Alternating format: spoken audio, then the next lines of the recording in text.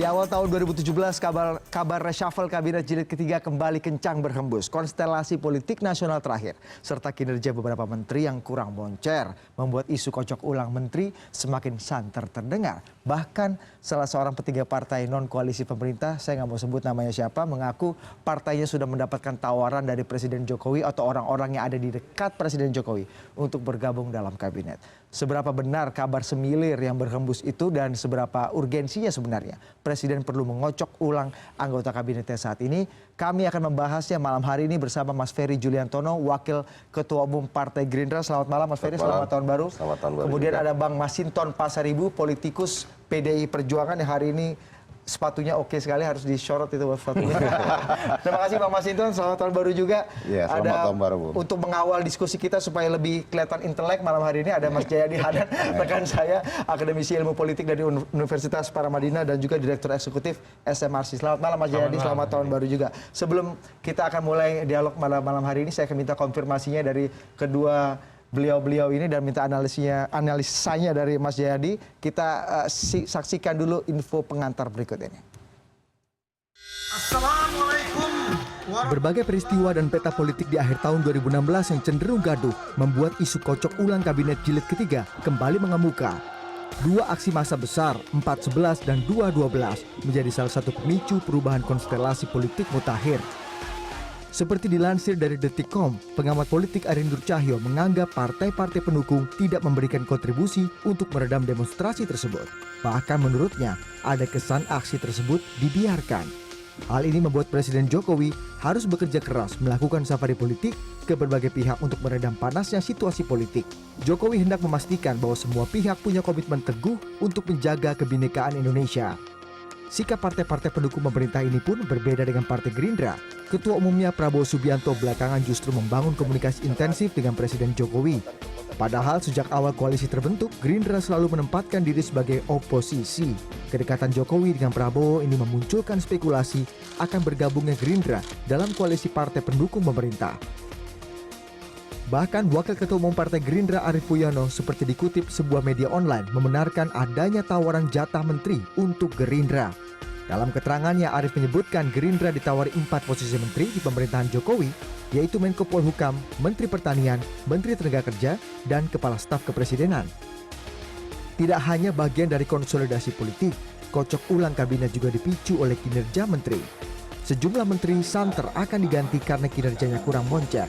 Ketua Bidang Perekonomian PDI Perjuangan Hendrawan Supratikno seperti dikutip Koran Tempo menilai beberapa pos menteri yang rawan diganti antara lain Menteri Pendidikan dan Kebudayaan yang dinilai kerap membuat kebijakan kontroversial, Kepala Staf Kepresidenan, dan juga Menteri Ristek dan Pendidikan Tinggi. Seperti diketahui, Presiden Jokowi telah melakukan 2 kali perombakan kabinet selama kurun waktu 2 tahun memerintah. Partai politik yang bergabung belakangan mendukung pemerintah seperti Golkar ataupun PAN akhirnya juga mendapatkan jatah menteri meskipun jumlahnya tidak banyak. Terlepas dari polemik ini, yang pasti reshuffle kabinet tetaplah kewenangan penuh dari Presiden Joko Widodo. Budi Adiputro, CNN Indonesia. Itu gosip bisa jadi benar atau bisa jadi itu hanya gosip belaka, tapi yang saya ingin tanya dulu ke Mas Ferry ini, Mas. Saya sebelum tanya ke Mas Ferry, saya minta produser saya untuk tampilkan satu quotes yang cukup menarik menurut saya beberapa hari terakhir ini dan cukup menggoncang batin kita sebagai wartawan. Ini Wakil Ketua Umum Partai Gerindra, Pak Arief, yang menyatakan, saya sudah mendapatkan info A1 dari orang dekat Pak Jokowi bahwa Partai Gerindra ditawarkan 4 posisi di pemerintahan. Menteri Koordinator Polhukam, Menteri Pertanian, Menteri Tenaga Kerja, dan Kepala Staf Kepresidenan. Sudah dapat info A1, Gerindra ditawari jabatan-jabatan tersebut. Ini yang mengatakan Wakil Ketua Umum Partai Gerindra, kolega Anda. Seberapa benar nih Mas berita ini? Yang pasti kan pertemuan antara Pak Prabowo Subianto dengan Pak Joko Widodo yang kedua, dan kemudian dilanjutkan dengan pertemuan yang berikutnya di Bali pada saat pemberian gelar pendekar kepada Presiden itu rasanya tidak cukup untuk membicarakan soal-soal mengenai soal reshuffle dan sebagainya gitu. Dan kalaupun membicarakan masalah sepenting ini, rasanya komunikasi antara Pak Prabowo Subianto dengan Pak Presiden itu bisa terjadi secara internal. beliau berdua pasti punya nomor telepon masing-masing lah. Jadi itu pasti saluran yang tertutup dan terbatas sehingga kalaupun informasi itu disampaikan oleh sahabat saya Mas Arief Poyono itu harus dikonfirmasi terlebih dahulu gitu. Sampai dengan hari ini Partai Gerindra tetap berada di luar pemerintahan dan kalaupun dalam rangka untuk menjaga kesatuan persatuan di antara sesama anak bangsa, Pak Prabowo Subianto, Partai Gerindra tentu akan membantu dan mendukung pemerintahan.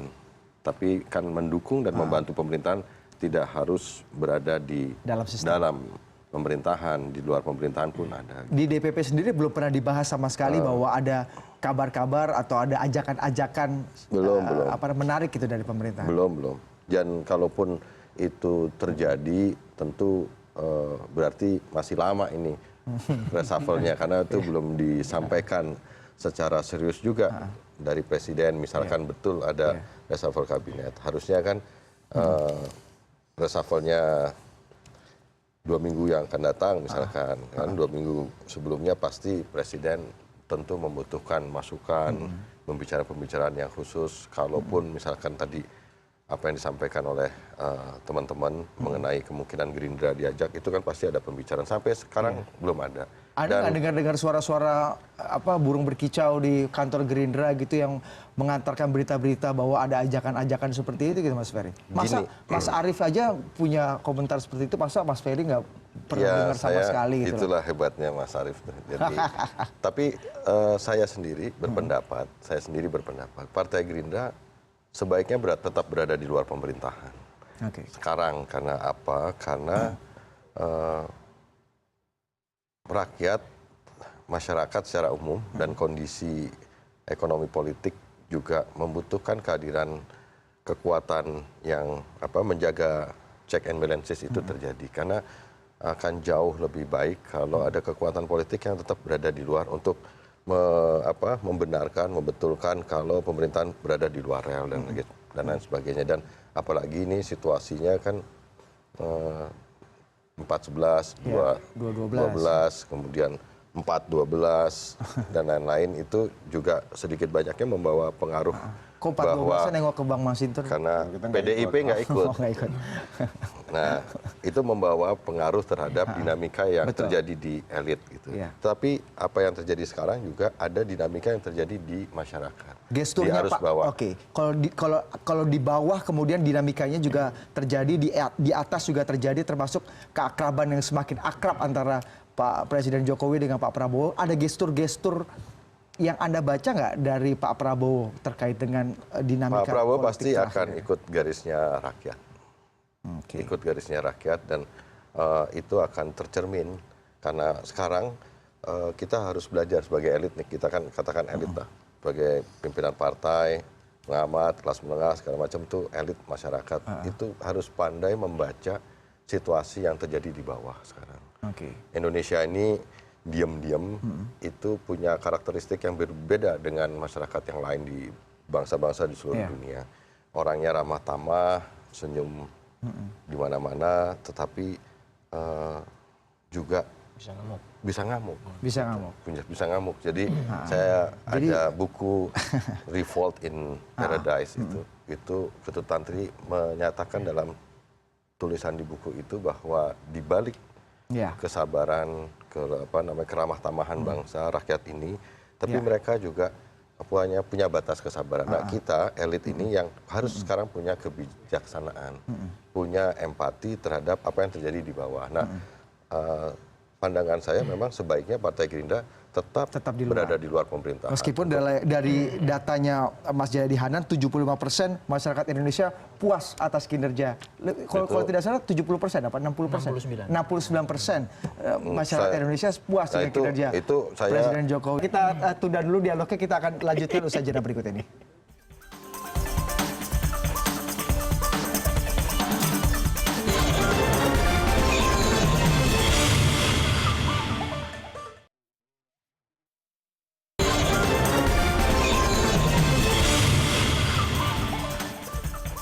Kalau tadi kita sudah menghadirkan pernyataan dari Wakil Ketua Umum Partai Gerindra yang mengatakan bahwa ini A1 sekali, bahwa boleh kita hadirkan lagi kali ya, apa pernyataannya supaya Mas Roy juga bisa melihat, kita ulangi lagi. Ini pernyataan yang cukup menarik minggu ini, membuat kita semua apa namanya harap-harap cemas mengenai apakah ada atau tidak ada reshuffle kabinet. Pasti produser saya masih mengutik-utik. Nah ini dia. Tapi saya sudah dapat info A1 dari orang dekat Pak Jokowi. Orang dekat Pak Jokowi ini siapa, kita harus cari tahu juga, bahwa Gerindra ditawarkan 4 posisi menteri, yaitu Menko Polhukam, Menteri Pertanian, Menteri Tenaga Kerja, dan Kepala Staf Kepresidenan. Ini Gerindra tadi dalam pengakuannya Wakil Ketua Umum Pak Arief Puyono mengatakan diajak oleh orang dekat Presiden Jokowi untuk bergabung dalam kabinetnya, tapi dibantah oleh Mas Ferry yang katanya tidak ada kabar-kabar burung berkicau di DPP Gerindra tentang ajakan ini. Apakah Mas Ferry pura-pura tidak tahu atau betul-betul memang tidak mendengar? Kalau tadi Mas Ferry tidak mendengar mewakili Gerindra, Mas Roy, Partai Demokrat ada diajak juga nggak? Apalagi kalau kami atau menutup pintu sama sekali, mendingan nggak usah, sebelum diajak kita tutup pintu sama enggak sama sekali enggak. Kami sama sekali tidak ada soal menutup pintu. Kita mendukung pemerintahan Pak Jokowi sampai dengan 2019, dan apapun ide soal reshuffle kabinet itu adalah hak prerogatif presiden. Jadi kami tidak dalam posisi Partai Demokrat untuk urun rebuk atau menarik rembuk, tidak. Ya, kita biarkan saja dan biarkan masyarakat Indonesia itu, yang penting apa? Tidak dibuat gaduh dengan isu-isu semacam ini. Udahlah. Apalagi terakhir konon kan, katanya dari Bloomberg katanya kan Pak Jokowi itu pemimpin terbaik di Asia Australia. Jadi ya mestinya di 2017 ini. Kok nadanya nyinyir sekali, Mas? Bukan, saya kan soalnya aku barusan itu pujian tulus ya. Aku barusan dengar klarifikasi dari penulis di Bloomberg soalnya. Jadi masyarakat heran sekarang kan. Apa tuh hasil ya silakan dibacalah gitu klarifikasinya apa gitu ya. Artinya kan masyarakat, sebagai masyarakat kita ingin pemerintahan tuh cool, pemerintahan tuh sejuk. Tuntaskan program-program nawacitanya sehingga rakyat Indonesia itu makmur. Tapi Partai Demokrat sudah pernah ada pembicaraan atau diajak bicara, mungkin bukan Presiden Jokowi tapi orang-orang terdekat di pemerintahan misalnya tadi seperti Partai Gerindra. Kalau dari kami terus terang tidak, dan kami sama sekali tidak ingin mengganggu ataupun diganggu soal itu. Biarkan pemerintahan ini berjalan baik, tuntas, Pak Jokowi menuntaskan nawacitanya, ya, dan sama sekali kalau ada oknum atau misalnya mantan dari Partai Demokrat yang pengen jadi kepala staf atau dari apa, nah itu mungkin saja Pak jadi ketawa tahu siapa. Tapi kalau diajak mau kan Partai Demokrat? Mungkin kami lebih baik mengatakan sebagai partai penyimbang, kita lebih baik dalam posisi sekarang. Wah, jadi Partai Gerindra, Mas Ferry tadi bilang lebih baik kita di luar jadi penyeimbang, demokrasi perlu penyeimbang. Mas Roy juga seperti itu. Saya akan tanya Bang Masinton ini, tadi dua menolak katanya kabar bahwa kita nggak pernah diajak, bahkan ada yang menyatakan sudah diajak tapi sebenarnya dibantah. Mas Roy katanya boro-boro diajak, ditemuin aja belum katanya. Aku nggak bilang kayak gitu loh ya. Itu saya belum. Memang belum. Kalau yang diajak ngopi itu kan Pak Prabowo ngopi di istana. Mungkin sebentar lagi akan diajak ngopi juga sama Presiden Jokowi. Kita berharap ada kerukunan itu. Tapi kalau Bang Masinton, PD Perjuangan mendengar juga nggak ada gosip atau isu semilir bahwa sebentar lagi reshuffle atau kocok ulang kabinet akan terjadi? Kalau ininya belum. Kita belum mendengar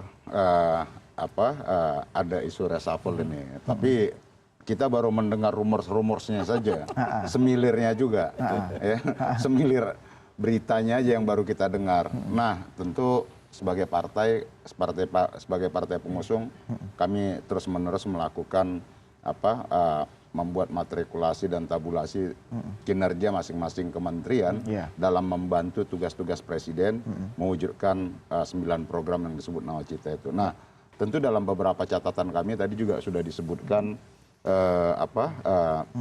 ada kepala staf kepresidenan, ya, terus juga ada beberapa menteri. Itu evaluasi partai. Ini nggak semilir lagi kalau kita dengerin Pak. Sudah ada evaluasinya. Sudah jelas itu ada beberapa nama tadi. Menarik Mas. Gimana? Artinya kan kalau saya nih hari ini. Kapan evaluasi terhadap menteri itu kan itu nanti presiden punya ukurannya sendiri. Tapi partai boleh juga dong mengevaluasi siapa yang jelek, siapa yang sebagai partai politik tentu kami melakukan monitoring, kemudian evaluasi berkala gitu ya terhadap kinerja masing-masing kementerian. Nah, seperti apa evaluasi Anda? Tentu kami ada beberapa kementerian dan juga jabatan setingkat menteri yang memang harus kami sampaikan gitu ya, berkaitan dengan Menteri Pendidikan tentang rencana moratorium ujian nasional gitu ya.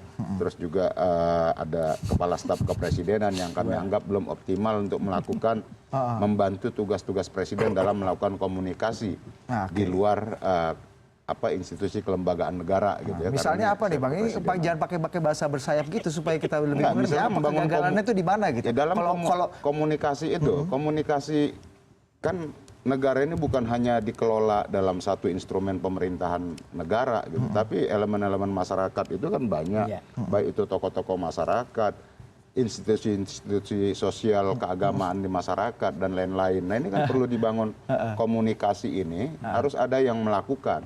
Yang melakukan ini kan sebenarnya adalah semacam kepala staf presiden. Kepresidenan juga harus mampu melakukan itu.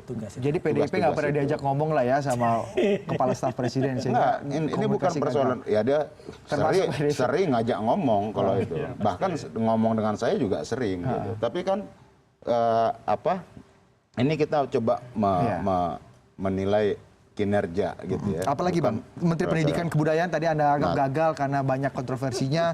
Iya, nah terus kemudian di sini ada Menteri Riset Teknologi ya. Ristek Dikti ya. Iya. Itu apa Bang? Kenapa dia gagal Bang? Nah ini nanti yang bisa menjelaskan itu yang teman-teman yang memang berkaitan terutama di komisi yang bidang itu komisi pendidikan. Paling tidak ada 3 pos kementerian yang Anda atau PD Perjuangan soroti selama ini bahwa menteri-menterinya kurang baik atau kurang moncer kinerjanya gitu. Iya, dalam membantu mengakselerasi tugas-tugas kerja-kerja pemerintahan di masyarakat dan dalam bidangnya masing-masing. Nah, tentu bagi kami sebagai partai politik pengusung pemerintah adalah menyerahkan sepenuhnya itu pada kewenangan prerogatif presiden karena itu adalah hak beliau, hak dan kewenangan untuk mengganti mau kapanpun mengumumkan, mau kapanpun mengganti ya atau kapanpun menambah. Itu kita serahkan sepenuhnya kepada presiden. Nah, tetapi itu tadi yang saya katakan bahwa sebagai partai pengusung pemerintah memang ya kita juga ikut membantu pemerintah, presiden dalam hal ini mendukung kerja-kerja beliau. Nah, mana yang belum pas, mana yang perlu disempurnakan gitu ya. Tapi secara umum pastinya Anda merasa bahwa Presiden Jokowi masih tetap berkinerja sangat baik hingga saat ini ya. Oh iya, ini kan fakta yang dilakukan dari berbagai survei yang dilakukan oleh baik lembaganya Pak Jayadi, lembaga-lembaga dan akademisi lain yang melakukan riset gitu ya. Memang tingkat kepuasan publik itu di atas 60%. Dengan tingkat kepuasan itu seberapa penting, seberapa mendesak reshuffle kabinet perlu dilakukan presiden? Itu terserah presiden. Terserah presiden. Kita serahkan pada mekanisme presiden ya dalam melakukan itu. Mas Jayadi, gimana komentar ini? Dari mana sih kalau Anda bisa baca ini? Siapa yang kemudian Pak Arief, Wakil Ketua Umum Gerindra bisa menyebutkan terang-terangan diberi 4 jatah menteri, ada A1, kemudian ini muncul menjadi polemik, ada yang resah, ada yang gelisah, ada yang happy juga. Ini Anda melihat apa yang Anda baca dari situasi ini? Dari mana ya isunya? Dari itu? mana isunya, motifnya apa dan kalau motifnya jelas siapa kan, memukul siapa kalau gitu. motifnya jelas kan, kalau ada reshuffle ada yang dapat jabatan baru kan gitu. Jadi saya kira itu lumrah aja bahwa banyak individu atau kelompok yang menginginkan reshuffle kan, dan itu sah-sah saja. Tinggal masalahnya bagaimana presiden kemudian memberikan substansi gitu terhadap persoalan itu.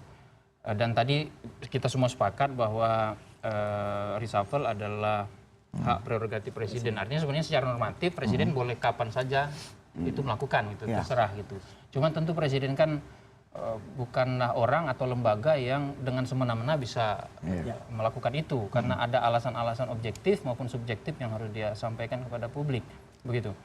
Nah, yang pasti menurut saya gini, reshuffle itu kan salah satu treatment, salah satu upaya yang dilakukan untuk menindaklanjuti hasil evaluasi kan, gitu. Hasil evaluasi itu ya tidak harus reshuffle sebetulnya. Ya. Ini untuk mengatakan bahwa presiden melakukan evaluasi terus-menerus itu pasti kan. Tapi bahwa ujungnya pasti reshuffle belum tentu gitu. Jadi tadi disampaikan oleh Pak Masinton ada evaluasi segala macam, bisa saja berujung reshuffle tapi bisa saja tidak kan. Itu haknya presiden gitu. Nah, dari sudut secara umum saya ingin mengatakan bahwa biasanya evaluasi atas kabinet itu atau atas pemerintahan itu dilakukan oleh presiden biasanya berdasar pada 3 dimensi evaluasi. Ya. Satu, evaluasi yang sifatnya tadi yang disampaikan oleh Pak Masinton itu evaluasi kategori pertama, yaitu evaluasi teknokratis, atau evaluasi kinerja, atau evaluasi objektif, katakanlah begitu. Dan itu saya kira presiden melakukan terus-menerus, mungkin tiap hari gitu. Dan presiden mungkin punya tim untuk itu. Wajar kalau kemudian muncul penilaian-penilaian. Apakah hasil penilaian itu akan diujungi dengan reshuffle atau tidak, itu soal lain. Dimensi kedua biasanya adalah dimensi evaluasi politik. Ya. Artinya kondisi-kondisi politik apa, bagaimanapun kabinet itu kan politik ya. Kondisi-kondisi politik apa yang memungkinkan atau yang harus ditreatment oleh presiden dengan adanya reshuffle gitu. Kondisi politik itu misalnya kalau kemarin sebelum reshuffle jilid pertama itu kan dukungan politik kepada presiden di DPR tampaknya perlu ditambah sehingga perlu lakukan reshuffle. Kita bisa sambil Anda lanjutkan, saya minta produser saya untuk mengeluarkan grafis-grafis tentang komposisi kabinet dari partai politik dan non partai, mungkin sambil bisa kita bahas juga gitu Pak Jayadi. Kalau kita melihat komposisinya sekarang sudah betul. Nah, cukup kalau ideal kita atau lihat belum? komposisinya sekarang itu sudah hampir 70%. Sudah mirip dengan kabinet zaman Pak SBY. Nah, kalau misalnya dari sisi itu mau ditambah lagi partainya misalnya, nanti jadi kabinet satu partai nanti. Seolah-olah ya, gitu. Dan betul tadi kata Bang Ferry, tidak nanti siapa lagi yang mau mengkritisi begitu. Bagaimanapun mengkritisi itu akan lebih mudah kalau dia berada di luar pemerintahan. Meskipun di dalam pemerintahan tetap bisa mengkritisi. Gitu. Oke, kita sambil Mas Jayadi nanti akan lanjutkan. Kita lihat ini Kabinet Kerja 26 Oktober 2014 yang dibentuk oleh Presiden Jokowi pertama-tama. Ada 19 orang non-partai politik. Pdi Perjuangan dapat 5, PKB dapat 4, Nasdem dapat 3, Hanura dapat 2, dan P3 dapat 1. Ini eksesnya waktu itu masih menimbulkan kegaduhan yang cukup tajam di parlemen ya Mas Jayadi ya. Ini di awal. Ini yang pertama ini. Yang pertama. Jadi komposisinya kan masih dari segi dukungan politik itu baru 45%-an. Kurang dari 50%. Kemudian direvisi oleh Presiden Jokowi dalam reshuffle kabinet jilid pertama. Boleh ditampilkan lagi supaya kita bisa melihat reshuffle kabinet pertama. Apakah masih ada? Oke, ini 12 Agustus 2015 Presiden setelah sholat istiqoroh kemudian mereshuffle kabinet dengan menempatkan beberapa menteri kabinet di sini. Ya, ini kan sudah 7 partai kan. Ya. Nah, ini kalau kita komposisi PAN-nya belum ada. PAN belum masuk di sini ya. Ini kalau ini coba boleh lihat yang kedua. Reshuffle yang kedua nih sepertinya ya. Iya. Tapi boleh lihat reshuffle yang kedua mungkin bisa di Nah, di sini kan. Jadi kan kalau kita hitung komposisi kursinya di parlemen atau di DPR itu sudah sekitar 69%. Ya. Artinya sudah 69%, dari tadinya kurang dari 40% gitu kan. Jadi ini Golkar kalau tidak salah masih 1 nih ya harusnya ya. Ya kalau ini komposisi jumlah anggota kabinetnya, tapi kalau kita lihat komposisi proporsi dukungan atau besaran partai di DPR, maka ini total ini sudah mengandung 69%-an dukungan. Artinya itu sudah lebih dari cukup bagi presiden untuk memastikan adanya dukungan politik terus-menerus di parlemen secara lebih permanen begitu. Golkar ini 2 termasuk Nusron Wahid nampaknya. Ya, artinya dari sisi politik, kalau itu yang dimaksud dari sisi politik ya belum ada. Kalau misalnya dari sisi politik juga evaluasi terhadap anggota koalisi misalnya, apakah ada masalah dengan koalisi? Kita belum mendengar juga ada permasalahan, misalnya ada keretakan misalnya. Tapi kalau dengan ada sentimen kekesalan atau kekecewaan presiden terkait dengan 2 peristiwa politik besar misalnya 411 atau 212 atau 412 yang kemudian dianggap partai-partai koalisi justru malah tidak membackup presiden, bahkan presiden harus belusukan safari kemana-mana sendirian gitu. Anda bisa menangkap nggak bahwa presiden agak kecewa dengan partai-partai pendukung? Ya bisa saja presiden kecewa, bisa saja. Tetapi kan jangan lupa bahwa koalisi itu kan di bawah koordinasi presiden, gitu. Artinya kan kalau misalnya terjadi kan peristiwa itu peristiwa dari luar gitu, bukan direncanakan oleh partai politik, saya nggak bisa mereka mengantisipasinya dari awal. Ada peristiwa di luar, harusnya kan dilakukan koordinasi bersama oleh presiden bersama anggota koalisinya. Artinya itu persoalan dua-duanya, dari leadership presiden dengan anggota-anggota koalisi gitu loh. Jadi bisa saja presiden kecewa dengan itu, tapi kekecewaan itu kan bisa di treatment dengan cara memperbaiki koordinasi antar mereka, dan tampaknya mulai terjadi perbaikan itu pasca itu. Jadi dari sisi politik saya belum melihat ada urgensi untuk melakukan reshuffle itu, kecuali kalau ada perkembangan berikutnya. Karena sudah mayoritas di parlemen ya Bang? Iya, betul. Jadi dari sisi kinerja mungkin ada keperluan untuk itu, tapi kan tidak harus reshuffle, tidak harus. Bisa saja dari segi politik tampaknya belum ada kondisi politik yang menyuruh Mengharuskan. mendesak presiden untuk melakukan reshuffle. Yang ketiga dari sisi evaluasi publik yang tadi Anda sebut. Iya. Meskipun tingkat kepuasan publik itu memang naik turun, tapi umumnya kan setahun terakhir tuh naik. Iya. Umumnya ya di atas 60% menurut sejumlah survei termasuk survei SMRC. Dengan tingkat kepuasan publik dan tingkat kepercayaan terhadap presiden yang naik kembali seperti ketika beliau dilantik di kisaran 70%, maka presiden berada dalam posisi yang cukup baik untuk tetap dengan kabinetnya yang Tetap ada berlayar sekarang. dengan kapal yang ini Iya, ya. Oke. lalu kemudian fokus. Oke. Karena bagaimanapun seperti kata Pak Suryo tadi, kalau reshuffle lagi nanti kita ribut-ribut lagi, ada macam-macam lagi gitu kan. Sehingga janji presiden di pidato kenegaraan pada tanggal 16 Agustus 2016 lalu itu untuk fokus pada pembangunan, percepatan pembangunan itu bisa dilanjutkan. Menarik sekali untuk membahas dimensi politiknya ini. Kalau tadi Mas Jayadi mengatakan dari segi komposisi, kekuatan di parlemen, sebenarnya Presiden Jokowi masih tetap bisa berlayar dengan kapal yang ada untuk mengarungi karang-karang politik yang cukup deras dan buas ini. Apalagi kalau memperhatikan suara dari Gerindra dan tadi bahwa mereka enggan untuk masuk ke kabinet. Nah, karena susah Itu kan juga Mas mereka Ferry. Siapa tahu yang lain mau juga gitu. Kita nggak tahu. Tapi kalau Bang Masinton merasa nggak sih Bang, maksudnya apakah partai-partai koalisi yang selama ini berdarah-darah mendukung Presiden Jokowi dari awal sampai saat ini merasa perlu ada teman baru nggak sih untuk semakin memperkuat barisannya seperti zaman Pak SBY kan semua dirangkul jadi barisannya semakin kuat gitu. Merasa sangat perlu nggak sih Bang? Tapi dijawabnya lebih asik usai jeda berikut ini. Kami akan segera kembali saat lagi.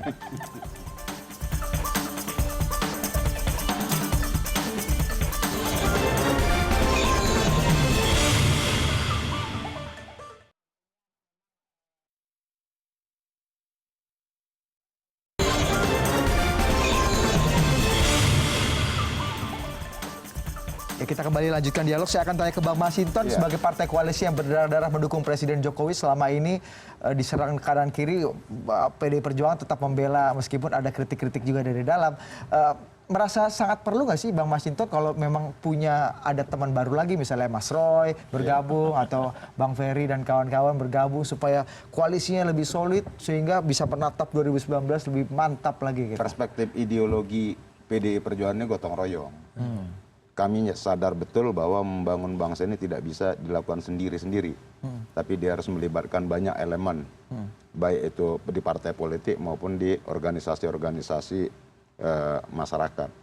Nah tentu bagi kami adalah siapapun itu yang partai manapun, baik yang oposisi maupun organisasi manapun, ya jika presiden berkehendak untuk merangkul ini semua, PDI Perjuangan monggo, silahkan gitu. Karena apapun kami sadar betul itu tadi ya bahwa Indonesia yang besar ini tidak bisa dibangun secara eksklusif kelompok per kelompok. Dia landasan kami itu adalah gotong royong tadi. Maka semakin banyak elemen yang berpartisipasi membangun Indonesia ini untuk lebih kuat, lebih maju ya. Nah maka itulah harapan kami semua. Gitu. Jadi nggak masalah ada yang bergabung lagi gitu Bang. Nggak masalah, nggak ada. Apalagi melihat keakraban Pak Prabowo dengan Presiden Jokowi. Iya, karena bagi kami umpama kompetisi itu kan sudah selesai. Ya pada saat pemilu kompetisi itu selesai pemilu itu kan berjabatan tangan, bahu membahu, gotong royong, ya kita kerjasama gitu. Dan itu yang dilakukan terus menerus baik oleh presiden maupun partai-partai politik seperti PDI Perjuangan. Nah baik kami juga Presiden melakukan komunikasi terhadap Pak Prabowo, baik juga sama Pak SBY, PDI Perjuangan juga melakukan itu yang sama di parlemen seperti itu. Nah tentu dalam jika nanti ada kebutuhan untuk mengajak siapapun ya dalam menyusun formasi kabinetnya ya tentu ini kami serahkan kepada Pak Presiden, tentu nanti juga. Tapi PDI Perjuangan akan sangat terbuka jika Bang Ferry dan kawan-kawan bergabung. Gimana Bang? Yang harus kita evaluasi juga sebenarnya presidennya sendiri juga. Kalau dalam kurun waktu 2 tahun ada 3 kali reshuffle, mau ke 4 kali, ini juga menunjukkan sebenarnya sebuah kalau timnya baik itu harusnya dipertahankan. Tapi ini kan 3 kali dirombak dalam kurun waktu yang menurut saya pendek untuk ukuran 1 periode 5 tahun. Yang kedua, 2 tahun itu ada 2,5 kali perombakan iya, termasuk Ignatius Yonan kemarin terakhir. kemudian sebagai koordinator koalisi Iya. partai-partai yang mendukung pemerintahan, Presiden Joko Widodo kelihatan kurang mampu mengarahkan partai-partai pemerintah. Dalam konteks pilkada saja misalkan gagal mengkoordinir PAN, P3, PKB untuk memberikan dukungan kepada calon pasangan Basuki Cahayapurnama yang jelas didukung oleh Presiden. Kemudian dalam mengkoordinir partai-partai pendukung di parlemen. Banyak sekali usulan dari pemerintah yang kemudian tidak secara solid, itu secara maksimal terdukung oleh partai-partai yang notabene pendukung pemerintah. Nah, ini kan berarti juga sebenarnya tidak bisa dilepaskan bahwa masalah reshuffle ke depan itu juga harus dikaitkan dengan presiden. Si presidennya ini sendiri ya. Iya. Gerindra bukannya akan lebih positif dan lebih membantu banyak jika misalnya mau bergabung gitu. Kemarin juga Pak Prabowo pasti dimintai tolong sama Presiden Jokowi untuk meredam situasi. Pertanyaannya kan, gini, Mas Ferry? misalkan gini, secara ideologis seperti yang tadi disampaikan oleh Mas Masinton tadi, ini ideologinya pemerintahan ini apa? Kan nawacita. Udah bener nggak mendekat tuh nawacita? Nah, kalaupun ada rencana pergantian kabinet, itu dalam rangka untuk itu. Jadi kalau cuma sekedar, Gerindra ini masuk, terus kemudian ideologi, visi, pemerintahannya seperti yang sekarang misalkan, contoh, serbuan tenaga kerja dari Tiongkok. Pada saat yang sama, rakyat dan pekerja buruh di Indonesia butuh lapangan pekerjaan. Ada misalkan pengibaran bendera negara Tiongkok di pabrik-pabrik yang mengusik rasa nasionalisme kita. Ada kemudahan yang terlalu bebas terhadap masuknya segala macam yang punya kecenderungan merongrong kewibawaan kita sebagai bangsa. Itu tentu yang harus dievaluasi gitu, Bang. Misalkan seperti itu, contohnya itu gimana? Presiden mau nggak merubah itu? Itu lebih banyak salah menterinya atau salah presidennya dalam membuat policy besar, narasi besar? Menteri Tenaga Kerja dalam konteks ini disalahkan karena misalkan data dari Kementerian Tenaga Kerja, contoh ya mengenai soal tenaga kerja dari Tiongkok itu 21.000, 31.000 plus mungkin yang ilegal berapa gitu. Tapi itu kan permintaan kemudahan itu dilakukan oleh seorang presiden. Pak Menteri Tenaga Kerja harus gini-gini. Jadi tidak bisa dipisahkan. Nah, memang sebenarnya orang per orang di kabinet bisa dievaluasi. Sebenarnya mendekatkan nggak dengan itu? Nah, pertanyaan saya kepada PDIP sebagai pendukung pemerintahan yang utama, sebenarnya mendekat nggak nih ke nawacita? Kalau menurut saya, ini menjauh dari nawacita. Dan reshuffle itu dinamika elit. Sekali lagi saya tadi ingatkan, rakyat kebanyakan sekarang sebenarnya udah nggak terlalu mau reshuffle, mau apa. Dan Gerindra juga tidak punya logika. Sebenarnya enggak, dalam rangka itu tadi saya bilang, dalam rangka semangat persatuan kesatuan itu kita udah punya komitmen membantu kok. Tapi kan belum tentu kemudian itu harus diartikan kita masuk atau enggak. Jadi enggak pun juga kita terhormat juga di luar pemerintahan kok. Kita karena bisa bela juga. Ini semacam membantah gosip yang beredar bahwa ini masih oposisi sekali ya. Kalau oposisi kalau gosipnya itu udah tadi Mas Masinton reshuffle tuh ada. Nah, cuma masalahnya biasanya nih zaman Pak Jokowi ini gosip itu biasanya jadi benar.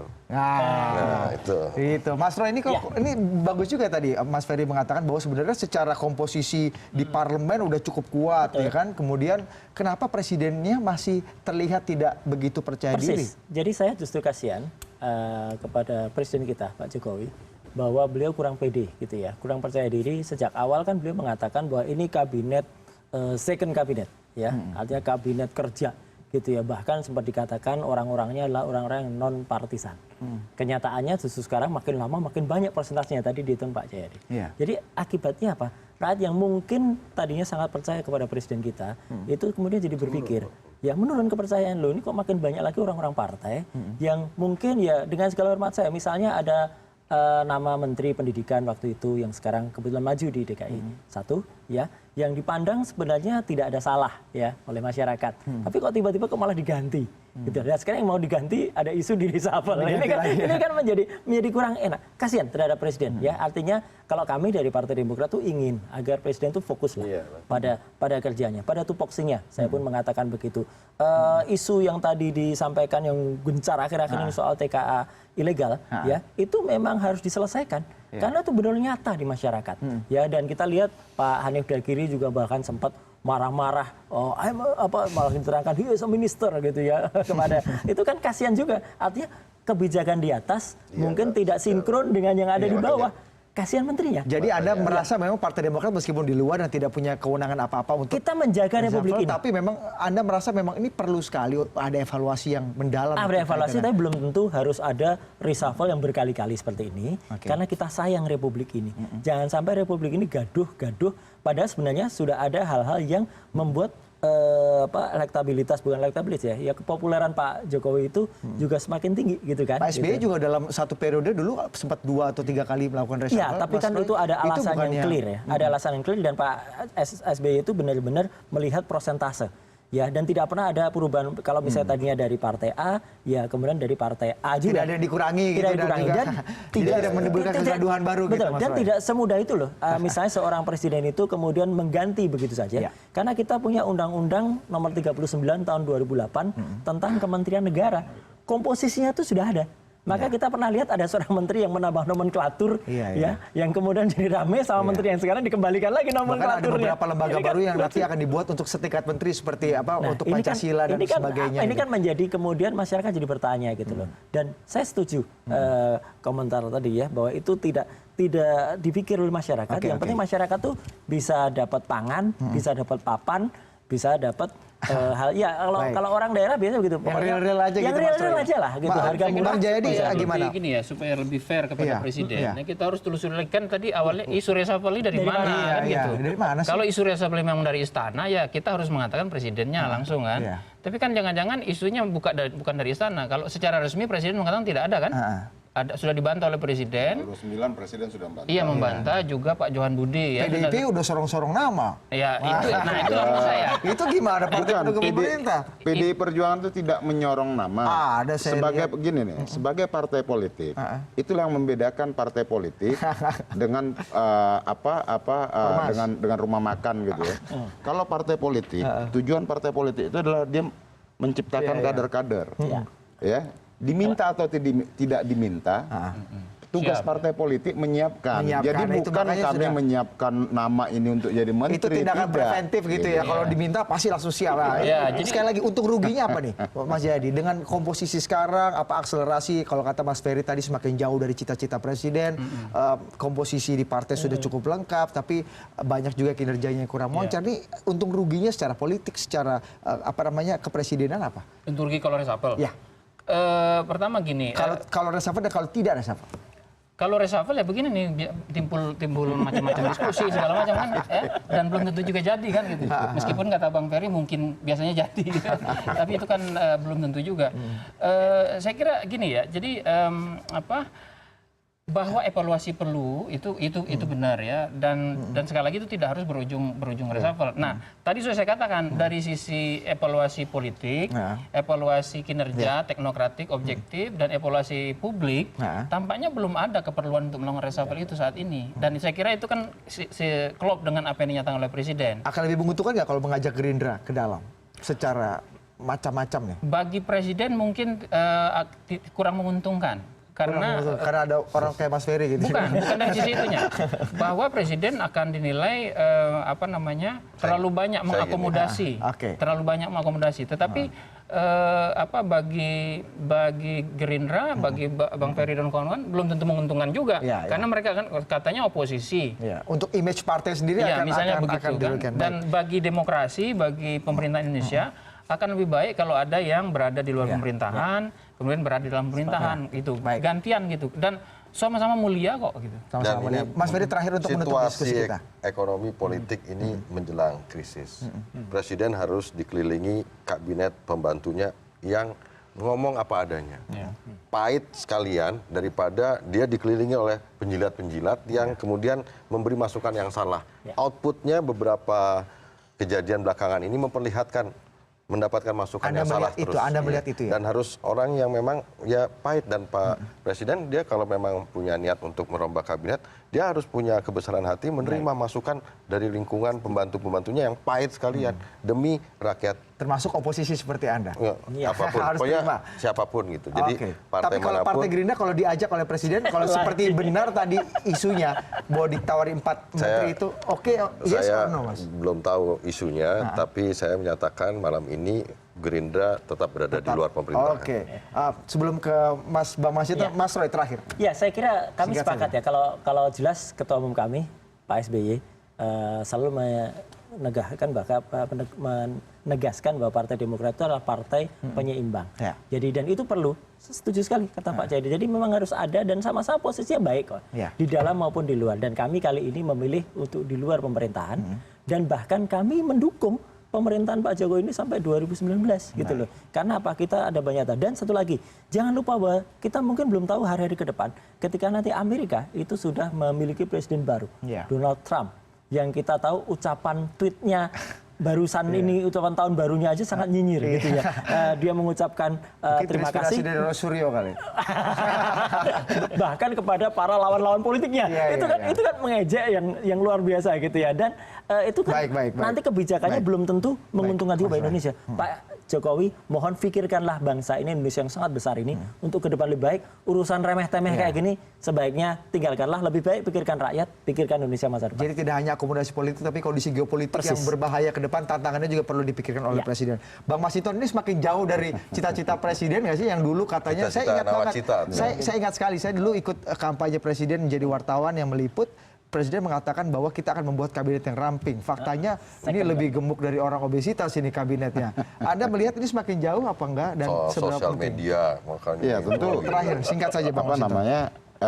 Ini posisi pemerintah ini dalam posisi on the track, ya. Nah, jadi apapun yang menjadi umpama resapel atau tidak, tentu itu nanti ada pertimbangan logiknya kenapa resapel, kenapa tidak. Nah, tentu dalam hal ini, dalam sistem negara demokrasi itu penyeimbang itu juga dibutuhkan. Meskipun umpama semuanya dalam ajas gotong royong itu juga diperlukan yang namanya penyeimbang tadi. Sehingga ada keseimbangan dalam melakukan mekanisme kontrol terhadap jalannya pemerintahan. Sama hal ketika PDI Perjuangan pada saat Pak SBY, kita juga konsisten di termasuk penyeimbang komposisi pimpinan DPR ya. Iya. Nah, nah memang ya fungsi penyeimbang juga harus bisa memberikan alternatif sehingga mana yang terbaik buat bangsa ini bisa juga diadopsi dan diaplikasikan oleh pemerintah gitu. Jadi penyeimbang ini bukan hal yang negatif. Oposisi bukan hal yang negatif, sama mulianya karena sama-sama bekerja untuk bangsa ini. Tapi lebih baik semua bergandengan tangan dalam perspektif PDI Perjuangan, boleh masuk ke semuanya, boleh bergandengan tangan semuanya supaya lebih konkret gitu ya. Dalam aspek kebangsaannya semua harus bergandeng tangan. Dalam aspek kebangsaan itu harus bergandeng tangan semua sama-sama. Tapi dalam aspek kerja, ada yang mengontrol kerja, ada yang bekerja ya dalam sistem demokrasi itu memang sah. Nah, itu dalam sistem demokrasi juga moderator boleh menyetop perbincangan kali ini. Sudah mepet. Terima kasih Bapak-Bapak atas perbincangannya. Kita akan tunggu saja nih bagaimana angin berputar ke depannya. Apakah reshuffle kabinet akan jadi atau tidak. Terima kasih. Siap-siap nomor telepon jangan ditutup karena nanti akan ditelepon oleh istana takutnya.